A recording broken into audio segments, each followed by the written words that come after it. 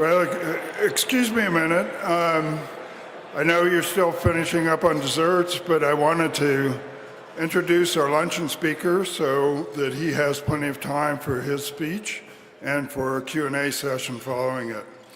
So our speaker is Joseph E. Stiglitz. He was born in Gary, Indiana, its greatest export, in 1943. He's a graduate of Amherst College.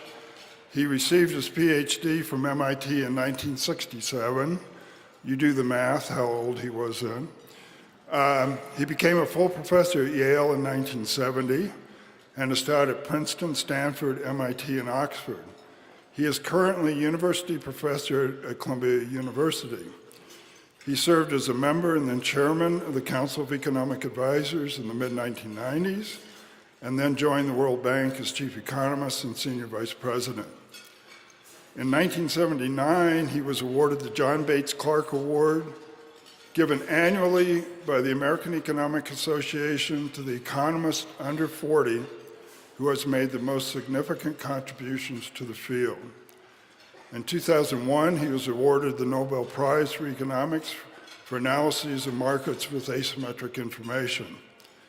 He was the lead author of the 1995 report of the Intergovernmental Panel on Climate Change, which shared the 2007 Nobel Peace Prize. In 2011, Time named him one of the world's 100 most influential people. In 2012, he was awarded the French Legion of Honor. He has authored numerous scholarly articles and texts, and most recently authored The Price of Inequality, How Today's Divided Society Endangers Our Future, and with Bruce Greenwald, Creating a Learning Society, a New Approach to Growth, Development, and Social Progress. So I'm really thrilled to introduce Professor Stiglitz as our luncheon speaker.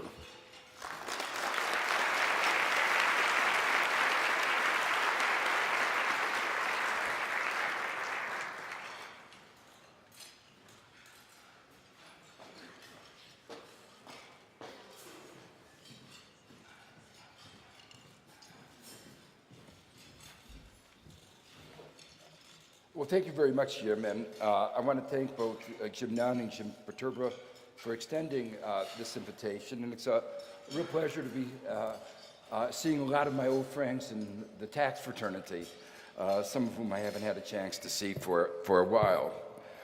Well, what I want to do in this talk this morning is to link together two of America's seemingly pressing problems with four long-standing principles in taxation, ending with a challenge to the practitioners of tax policy. The first problem is America's growing inequality. This was the subject of my last book, The Price of Inequality. I think this problem is real. I think it threatens the credibility of our economic model. For those of you who haven't been following the data, they're extraordinarily disturbing. The median income adjusted for inflation in the United States, median income of a household or family, today is lower than it was a quarter century ago. Median income of full-time male workers is lower than it was 40 years ago. The crisis, the economic recession, was officially ended in 2009, but for the first 3 years after that, the top 1% of income earners took away 95% of the increase in the income. The top 0.1% of the wealthiest controlled 22% of the country's wealth. I could go on, but I think the point is clear. An economic system in which most citizens see their income stagnate or decline year after year is a failed economic system. And at least part of the problem in the United States has to do with our tax system. While the United States has among the highest levels of before tax and transfer inequality, the area where we really are number one is in our after-tax and tax level of inequality among the advanced countries. Perhaps even more disturbing than this is what is happening to economic opportunity. America thinks of itself as the land of opportunity, the American dream. But in fact, the notion that this of the American dream is more of a myth. That is to say, it's obviously the case that many Americans, maybe many of you here, have made it from the bottom to the top, or middle to the top. But when we talk about opportunity from a point of view of an economist or social science, what we mean is what are the likelihoods, what are the probabilities? And the life chances of a young American are more dependent on the income and education of his parents than in almost any of the other advanced countries. And there's a close relationship between this high level of inequality of outcomes that I mentioned before, the highest in the world, and the low level of inequality of opportunity that Alan Kruger has described as the Great Gatsby Curve. But the fact that the United States has a higher level of economic inequality and a lower level of opportunity says something. It's actually should be a source of hope and optimism. Because what it says is that this level of inequality is not just the result of economic laws. The same economic laws operate on both sides of the Atlantic, both sides of the Pacific. Those are basically fairly global. What matters is how we shape those economic laws. In other words, the high level of inequality in the United States is largely a result of the policies that we've introduced and the politics which underlies those policies. Well, I've described these policies and these politics in great detail in my book, The Price of Inequality. And here I just want to focus a little later on one aspect, and only one aspect, of the tax issue. The second issue, which has gotten a great deal of attention, is the country's budget deficit. Of course, that problem, I believe, is at least in part more political than real. Part of the problem is that the way we do our accounting, we look at the liability side of the nation's balance sheet and the public balance sheet, and not the asset side. No company would ever look at its balance sheet in that way. You would never say, oh, this company has a high liability. You'd want to say, what is its net worth? You want to look at both the assets and the liability. But because we focus on just one side of that balance sheet, we make serious economic mistakes, and we have manufactured a concern about, an excess concern about the deficit. So, for instance, in the last few years, the United States has been able to borrow at minus 2% real interest rate. I wish we individually could borrow at those interest rates, but we as a country have been able to borrow at minus 2% real interest rate. And there are lots of investment opportunities yielding returns, investment opportunities in the public sector yielding returns of 10, 20, 40% or more. When I was chairman of the Council of Economic Advisors, we did a study of the average return on public investments in technology, and the average return, some higher, some lower, but the average return was 70%. So obviously, if you can borrow at minus 2% and get returns anywhere near what we're talking, numbers I've mentioned, it should be obvious that we should have been undertaking those investments. And had we undertaken those investments, that would have stimulated the economy in the short run and would have provided a basis of long-term economic growth. And over time, it would have lowered significantly the deficit GDP, the debt-GDP ratio. Elsewhere, I have outlined in a Roosevelt Institute white paper how we could raise substantially more revenues in ways consonant with good tax policy, even improving the overall performance of the U.S. economy, which would be especially apparent if we measure things correctly, as recommended by the International Commission on the Measurement of Economic Performance and Social Progress, a commission that I chaired. And we could, at the same time, address a number of overall societal problems, notably those posed by inequality and the environment. And let me just reiterate, I don't think we really have a budgetary problem from an economic perspective. We obviously do from a political perspective. But if we just imposed carbon taxes, for instance, at a rate representing the social cost imposed in our society by climate change, we would be in actually very good fiscal position. So the issue about whether we could raise revenue in ways that are consonant with a strong economy, there's no doubt about that. In fact, I've argued that if we raised the carbon tax, the incentive that would provide for firms throughout our economy to retrofit their firms to respond to the new changes in relative prices would lead to heavy demand for investments and would provide a real stimulus to the economy.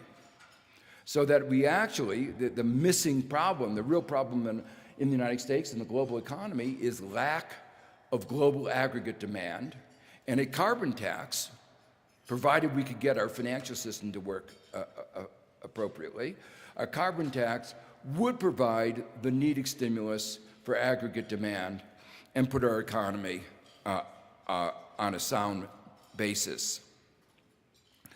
What worries me, of course, is that with the new election, rather than reforming the tax system in ways that will reduce inequality, address the problems in the environment, strengthen our economy, that there'll be compromises like there were in a similar period during the Clinton administration, where we passed tax legislation that had just the opposite effect.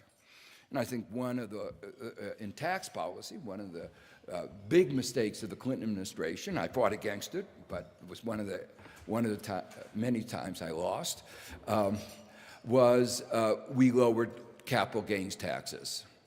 And as you all know, the big beneficiaries of capital gains taxes are those at the very top. And so these capital gains, lower capital gains taxes, increased inequality, and as I pointed out in my book, Roaring '90s, they also increased instability because they provided incentives for riskier activity that contributed to the ensuing macroeconomic instability. Well, today what I want to do is link these two problems, the problem of the budget deficit, seeming problem of budget deficit, and the problem of growing inequality, with four long-standing results in tax theory. Some of them date back before most of you were here, but a few, I was talking to Alan Auerbach, and he at least remembers some of these results. So the first of these is Pigouvian taxation. When there is a deviation between social and private costs, levying a tax to equate the two can restore efficiency and raise revenue. There are three first-order externalities that we confront on a daily basis. Environmental externalities, of which global warming is the most pressing, macroeconomic externalities, evidenced by the financial sector polluting the global economy with toxic mortgages, and C, congestion externalities, which have become increasingly important as we become more urbanized. The second idea is the generalized Henry George theorem. Henry George, for those who don't remember, was a great 19th century progressive economist who argued that the basis of taxation should be a land tax. The underlying economics, though, was a very simple one, and again, it's one that we teach all our students. There's no distortion if you tax something that's inelastically supplied. So if you tax land, the land doesn't disappear. It doesn't get angry with you. It doesn't say, I'm going to go somewhere else. It's stuck, pretty much. And the same thing is true, of course, for other natural resources. So a generalized Henry George tax applies not only to land, but to all depletable natural resources. And that gives our economy today an enormous resource base. If you tax oil, and it doesn't say, you know, we don't like it, we're going to go to Saudi Arabia. It's stuck here. So that seems to me a very important proposition that we've paid too little attention to. The third is the Atkinson-Stiglitz theorem, which provided a telling critique of Ramsey taxation, showing that an optimal income tax would, under certain conditions concerning preferences, not only make differential commodity taxation unnecessary, but undesirable. In later work with a group of co-authors, I showed that these results characterize what we called Pareto-efficient tax structures. That is to say, tax structures such that no one could be made better off without making somebody worse off. The fourth result is the Domar-Musgrave, is due to Domar and Musgrave back in 1944, and it's one of the early analytic results in tax theory, now some 70 years old. And what they argued is that the taxation of risk with appropriate loss offset provisions, and we don't always have those appropriate loss offset provisions, but the taxation of risk with appropriate loss offset provisions actually encourages risk-taking. In fact, I elaborated and extended that result in one of my first papers. I want to go back and dwell a little bit on the Atkinson-Stiglitz result for a minute, because its strengths and limitations have not been, I think, fully understood, and some have used it to make the wrong conclusions about tax policy. And that's one of the, obviously, consequences when you write a paper. You always know that it will be abused by some people. There's one paper I won't mention of mine where I saw on some of the Republican websites cited very often. And I was afraid when I wrote it that would happen. I tried to guard against it, but there it was. It was an analytic result that was misinterpreted. Well, in terms of the Atkinson-Stiglitz result, first I want to link it with Pigouvian taxes, using an insight from earlier work with Partho Dasgupta and similar work by Jim Murleys. In this earlier work, we showed that one should think of optimal taxes as deviations between the prices consumers pay and the marginal social cost, so that if there are externalities, one can think of there being a two-stage process. First, imposing Pigouvian taxes to bring private costs in accord with social costs. And then the second stage, that a conventional optimal tax theory, making a deviation between the price consumers pay and this corrected social cost. Louis Kaplow of Harvard Law School has articulated this view clearly and forcefully. So with this modification, the Atkinson-Stiglitz framework is fully capable of addressing taxation in market economies with large externalities and certain other market failures. But now for the limitation. Some have inferred that since consumption at different dates is analogous to consumption of different commodities, there should be no interest income tax. And from that, they go one step further to suggest that there should be no taxation of capital. Such a result seems to run counter to precepts of egalitarian taxation, and these results are even more disturbing in the context I described in the beginning of this talk of a country with growing inequality, especially wealth inequality. And there are several things left out of this model. First, there are no inheritances. If there were, and they were observable, then they would normally be taxed. How they should be taxed, say within the standard social welfare framework, is a more complicated matter, which I shall postpone for another occasion. Second, there are no rents. Much of the seeming return to capital is actually really constitutes rents.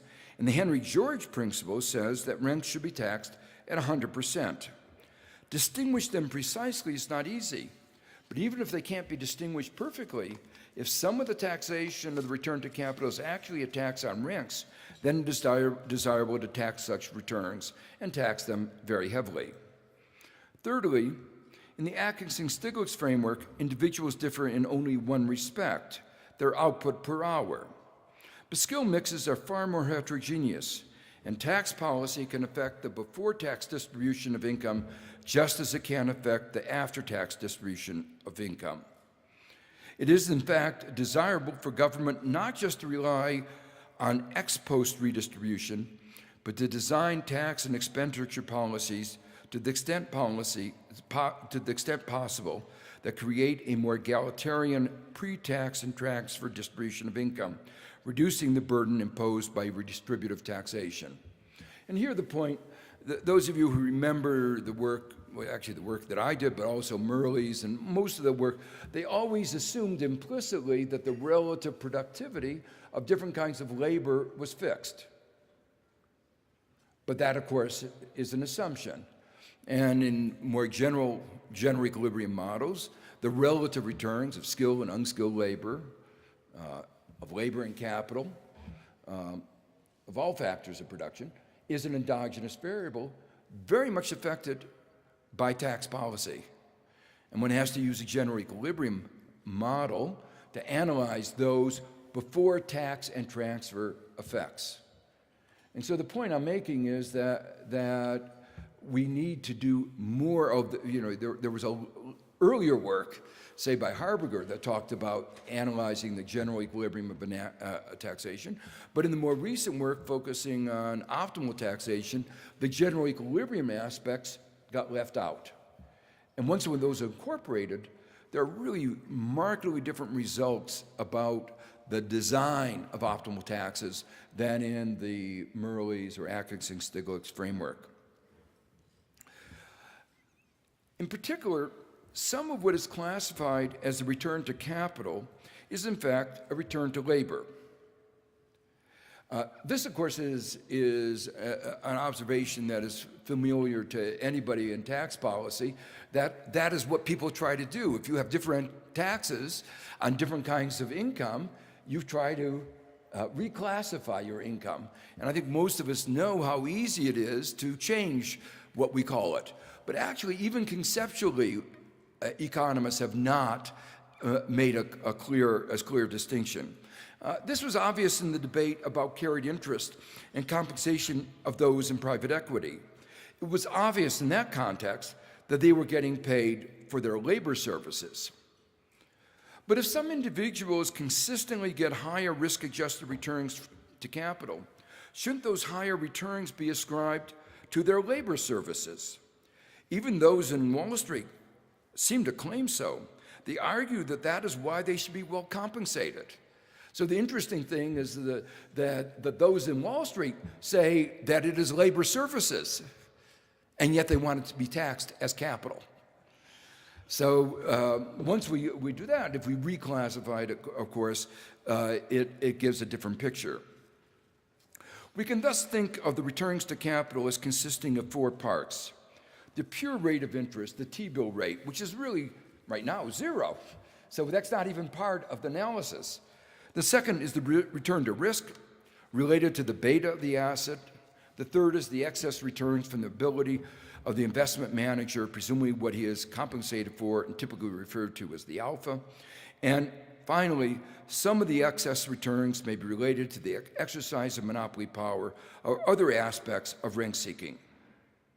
In this parsing, at most, it is the first which should not be taxed. In recent years, these returns have been, as I said, very, very low.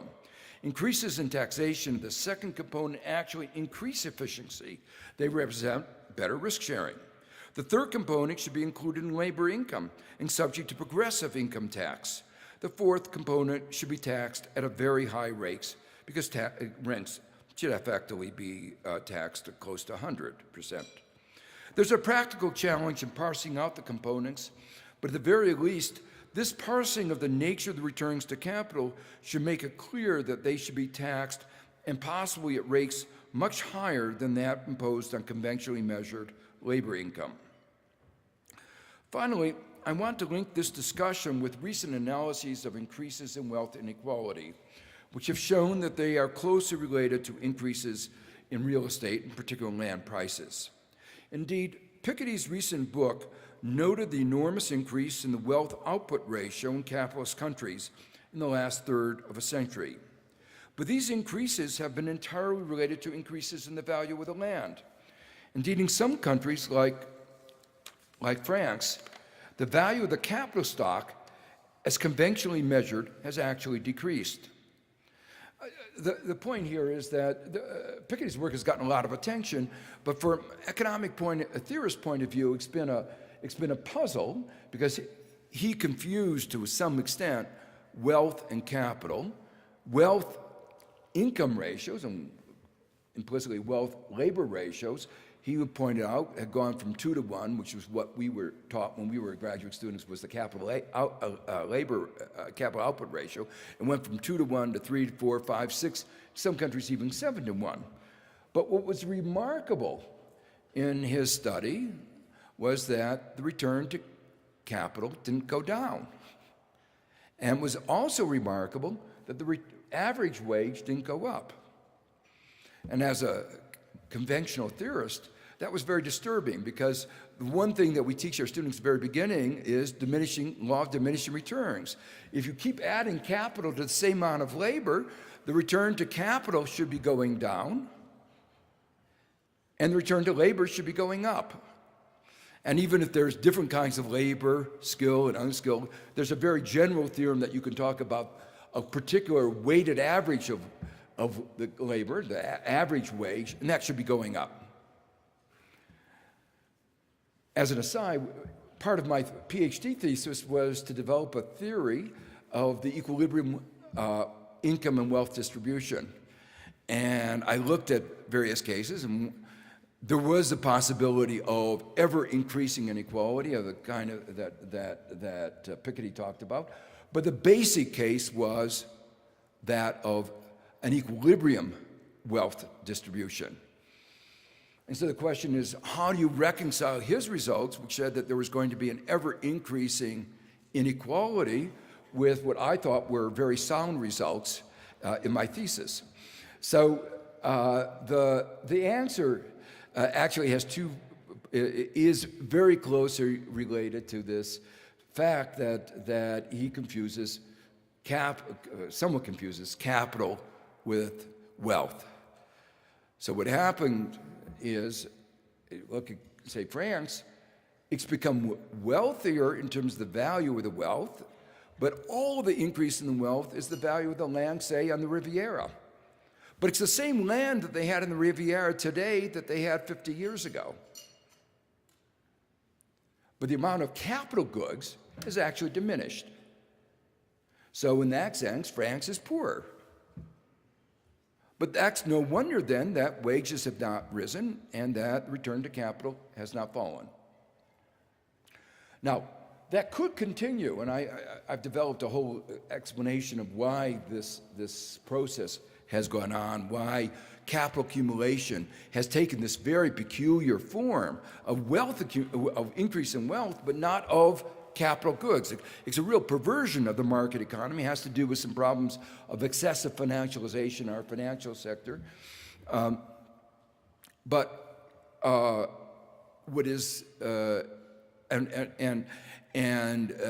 He makes the forecast. He observes that because the return to capital is higher than the rate of growth, and that he assumes that capitalists will be reinvesting all of their capital, the rate of growth of wealth of the capitalist will grow more rapidly than the rate of growth of income, and therefore the concentration of wealth will go up and up and up. But that is all very predicated on the continuation of the fact of a land bubble, the price of land going up, and that's the form in which the increase in wealth will take. In my work, my earlier work, I had tried to make things, you might say, micro and macro consistent, whereas you saved more, diminished returns set in, and the return to capital eventually fell down, and then that inequality, which he focused so much, no longer was true. But I want to come back now to what this has to do with the themes that I've been raising. For those concerned about sustained growth, the issues that this increase in wealth is obviously troublesome. But those concerned about inequality, there's a glimmer of hope. Perhaps if we follow Henry George's precepts, we could achieve both better growth and more egalitarian outcomes. Taxing land, and in particular the capital gains on land, would not decrease the amount of land. It would encourage more investment in real assets. The earlier discussion explained why it was desirable to tax the return to capital. It has long been recognized that it is imperative to tax the total return to capital gains as well as direct returns, if one wants to avoid a whole series of distortions. But since capital gains are so much more unequally distributed than any other component of income, these taxes would be highly progressive.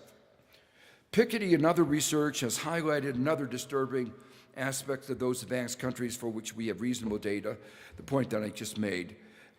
These countries have become increasingly inherited plutocracies.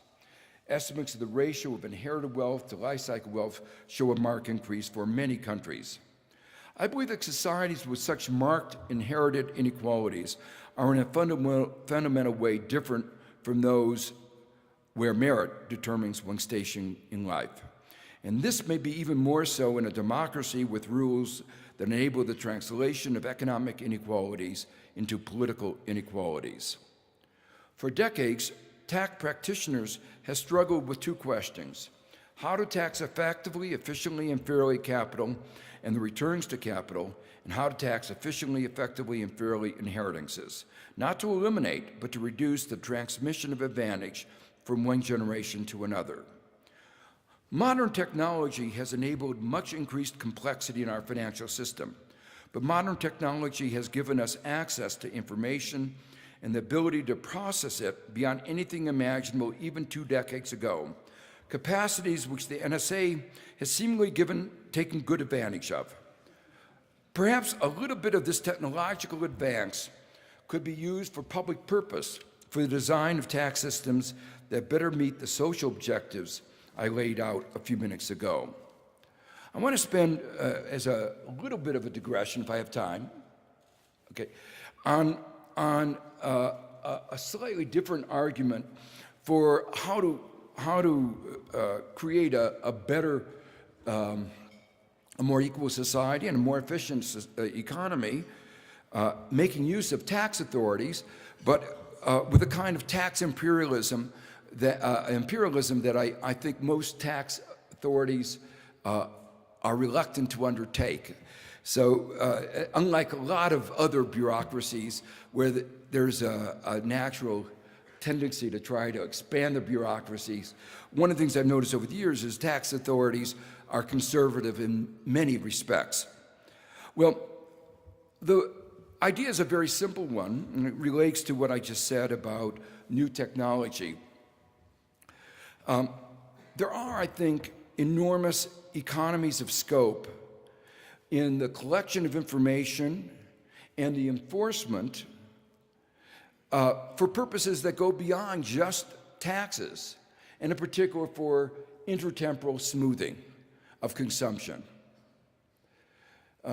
If you think about what is the major problem that banks engage in, not for small businesses, but for the management of individuals' consumption.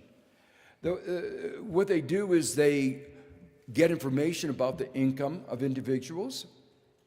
Where do they get that income from? Usually from the tax authorities. It's a Xerox piece of paper, but it's basically tax authorities. And then what do they do with it?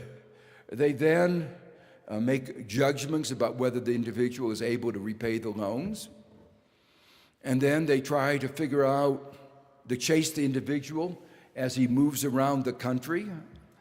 And even after he declares bankruptcy, there was an interesting article in the New York Times this morning, figuring out ways to harass them, pretending there was no bankruptcy law. They found ways of, one of the big insights that we've had, and George Akerlof, who shared their Nobel Prize with me, has a new book coming out on the subject called Fishing for Fools. We realized that the financial system is not only good in meeting needs that people might feel, but actually even better in trying to exploit people. And they do that with abusive credit card, predatory, discriminatory lending, and fishing for fools, people who don't understand finance and trying to take advantage of them in one way or another. Well, a few countries have recognized the advantage that the tax authority has, both with respect to information and enforcement. And so Australia has created a income contingent loan program for universities that has succeeded in making university education universally accessible in a way that we have not. So basically, people, when they go to school, they take out a loan. The amount of repayment is related to their income. And since the income tax authority is already collecting that data, except for the few people who move in and out of the country, and there's some special provisions, there's no marginal cost associated with the collection of these income contingent loans. But once you recognize that you can do this for income contingent student loans, you recognize that there's a whole vast array of other, I don't say limited areas of finance. Take the area of mortgages. The value of a house, we now have complete databases, public databases, on every transaction, the characteristic of the house property being sold. Out of that, one could construct reliable hedonic prices, and which can construct inferences about the value of any house that potentially is going to get a mortgage. And out of that, one could make a mortgage market based on the individual's income and the value of the property that would be perfectly safe. And the collection and enforcement would be done at a very low cost through the income tax system. So I guess what I want to argue is that we in the United States have been lucky to create a reasonable, reliable income tax system, collects information, processes information.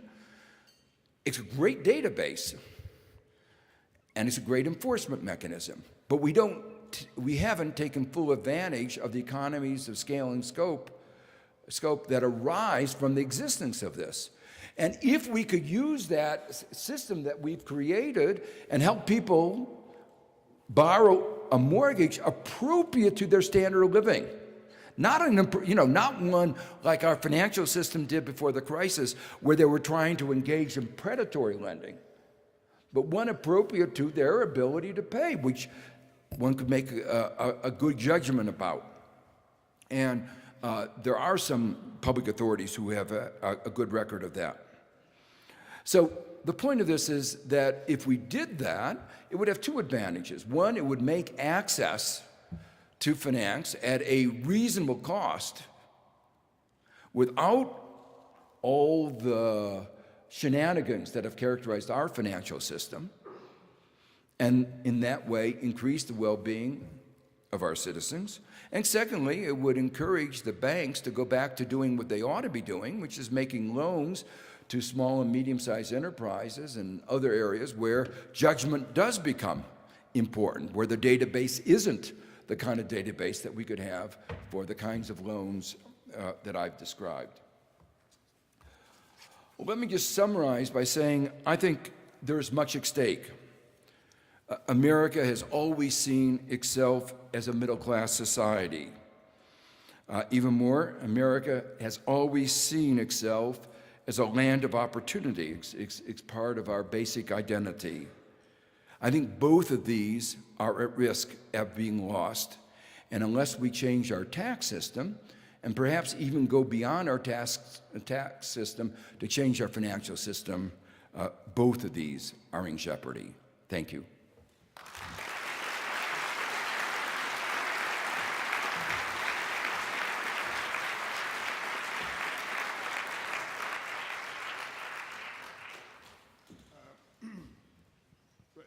Is this mic on? Okay. Well, we're really out of time, but I think Professor Stiglitz wouldn't mind, and I hope you all wouldn't mind, taking a few minutes out of the break between now and the next sessions to answer a few questions. I ask that you come to one of the mics and say who you are before you ask your question. Thanks.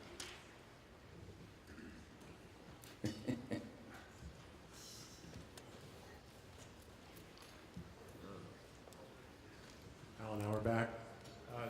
Joan, if I were to characterize the optimal tax system you just described in so many words, it would be a progressive consumption tax, which would automatically capture all except for the safe rate of return to capital, plus some sort of wealth transfer tax, plus carbon tax, plus a tax on natural resource rent.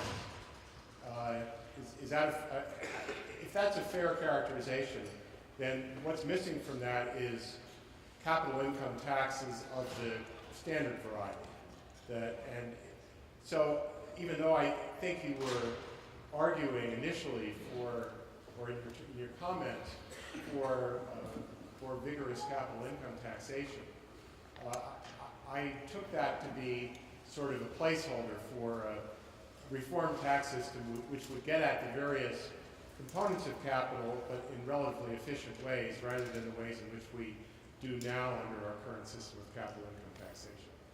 Yeah, I think that's right. I think what I was saying is, this notion that has been widespread that capital ought to be taxed at a lower rate is wrong, that it ought to be taxed, in fact, not only, there's a fair tax proposal saying that it ought to be taxed at the same rate, and I'm saying if you parse out, it ought to be taxed at probably higher rates.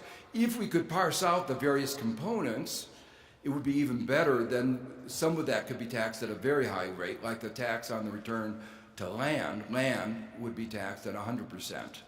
So it's arguing for a more differentiated capital tax, depending on the nature of the return on capital, and that the argument that has been put forward that it ought to be at a low rate should really be discouraged. And what worries me, this is just with the new Congress, that there will be attempts to get a tax compromise. And one of the reasons I wrote this paper for the Roosevelt Institute is to say, even if you think that there's a serious budget problem, and many people do, there is a good tax reform agenda which includes higher capital taxes, more comprehensive capital taxation, rather than moving the other way. Thank you. I'm David Merriman. You mentioned that we were losing, or that a lot of these arguments for higher taxation of capital are lost, and you mentioned that even in the Clinton administration, when the capital gains rate was reduced, you argued against that, but weren't able to win that argument. And I guess my feeling is you're probably a lot more articulate than I am, and if you're not going to win the argument, that it's probably unlikely that I'm going to win the argument, at least not without some more ammunition. So I guess what I want to know is what makes it so hard we would expect the Clinton administration to be a relatively receptive audience to that argument. What makes it so hard to win the argument? Well, I think, let me say, one of the things that's different, a couple of things different today than 20 years ago. The first is an awareness of the high level of inequality and the body of data that we didn't have 20 years ago. Who was getting the capital gains? So I think that's a very powerful argument of seeing, who are the beneficiaries. Secondly, the argument about where is the increase in wealth going? It's not, the story has always been we need to increase our enterprises. But the argument is that's not the source of the increase in wealth. And I argued at that time, and I think it's even more compelling now, if you want to, compromise to say, okay, if you invest in high-tech industries or something like that, there could be a special provision, but not for the increase in the value of land, the capital gains on land. That should be taxed at a high rate. So I think that's a second piece of the argument.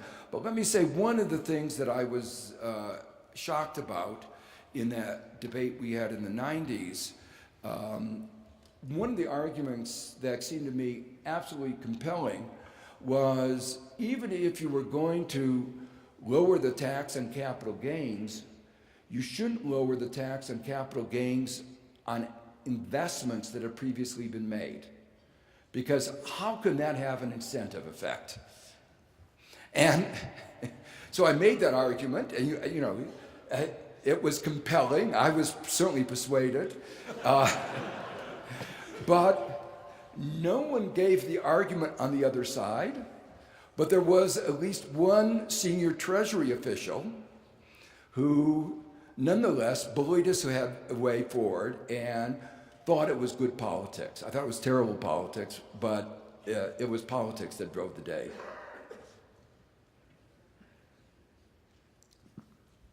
Gene Sterling, hi, John. This may be an unfair question to you because you gave a talk on taxes, and I'm going to try to bring back in spending. But you have it there at your very beginning when you talk about one reason you want to do a lot of what you propose is you want to invest more in infrastructure, and I'm sure you would include children in education. We could go through a long list of things, wage subsidies, things that we think are investments in our future. My concern a little bit is that the proposals you have for increasing taxes, say carbon taxes, or increasing spending by borrowing, at least temporarily, and I would agree with those, by the way, is that when you tie the two together, the increases that you want to do, the things you want to do on the spending side, with those particular tax proposals, it leaves out the question of what do we do with all the money we're already spending and whether they're doing it well. So let's move forward 10 years in the future. Under current law, we're supposed to spend about $1.4 trillion more, about $10,000 a household. Under current law, the Obama budget is not far from that. Even the Ryan budget isn't that far from it. None of it goes for infrastructure. None of it goes for children. None of it goes for education. And 10 years from now, that growth is probably greater than any growth you get from your tax increases. Certainly 20 years or 30 years, we double the economy. We double the revenues, even under the current structure. So there's far more money available just from growth in the economy than available from your increased tax structure. So shouldn't you meld into this argument how we should change a bit the way we're actually spending money now so that we can also allocate a much larger share of that pie to those things you want to do rather than making them only dependent upon the tax changes you would Yeah, no, I agree. We ought to change how we spend money too. And I've been, for instance, a strong advocate of reduced defense expenditure, not only the level but also how we spend it. I have this quip where I say a lot of people. Sometimes you feel like nobody's told the Defense Department the Cold War is over, but I guess part of the thing is they waited so long that maybe it started again. But we were spending hundreds of billions of dollars on weapons that didn't work against enemies that didn't exist. We now may have a few more enemies that we've cultivated, but those kinds of armaments that we were using are not the armaments that would be well designed against the new enemies that we've managed to create. So, yeah, there are lots of ways that we could improve our spending. Reforms in healthcare have been intended to improve the efficiency of our healthcare system. I mean, the striking thing is that we spend 17% of our budget of our GDP on healthcare and get health outcomes that are far worse than, say, France expends 11% of its GDP. So there are lots of room, but some of this is actually related to some of the issues I talked about. We have huge rents in the healthcare industry, in the pharmaceutical industry, and the health insurance industry, and that's what drives up the cost.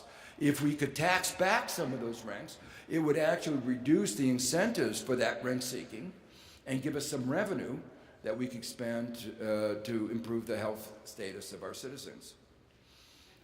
But there's a whole set of other issues. I mean, even all these things have to be seen in a broader context. For instance, another reason that our health spending is so high is that we have food companies that are trying to sell young people, poor people, addicted food products that lead to obesity. And we can't get regulations through that limit the sale of those products. And that imposes a cost on the rest of our society.